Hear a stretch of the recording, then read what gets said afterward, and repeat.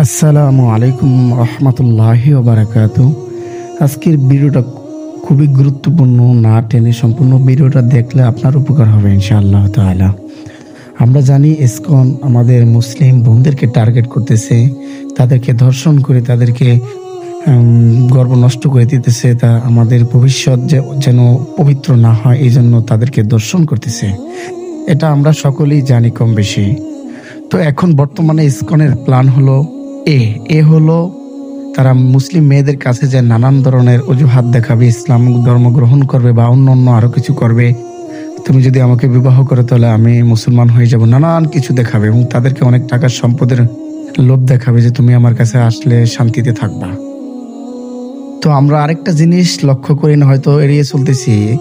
ISKCON এখন দেখতেছে plan এ তাদের কিছুটা কার্যকরিত হয়েছে এবং মুসলমান অনেক সতর্ক হয়ে গেছে, কিন্তু তাদের প্ল্যান বি হলো তারা চিন্তা করছে প্ল্যান এ যদি কাজ না করে তাহলে বি দিয়ে কাজ করব। বি নাম্বার প্ল্যান হলো তারা এখন মানুষের কাছে প্রচার করতেছে ইসকন একটি সন্ত্রাসী গোষ্ঠী নয়।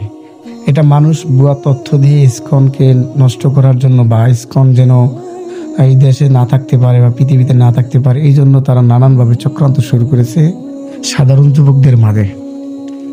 তো অনেক যুবক ভাইয়েরা ইতিমধ্যে অনেকটা ফাঁদে পাও দিয়ে ফেলেছে যে না, আসলে ইসকন তো এতটা খারাপ না, ইসকন তো এতটা অন্যায় কাজ করতে পারে না, আমরা কোনোদিন দেখি নেই চোখে।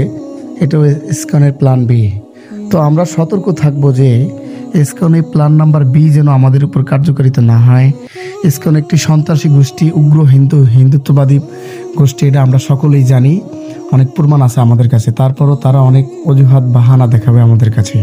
আমরা যেন এই ফাঁদে না পাড়া দেই, এই জন্য আমরা অতি সতর্কর সাথে দেশে চলাফেরা করব, যাতে ইসকন আমাদের দ্বিতীয়বার কোনো মুসলিম ভাই ও বোনকে তাদের লেলিহান শিখার বা লেলিহান থাবার ভিতরে যে না ফেলাইতে পারে।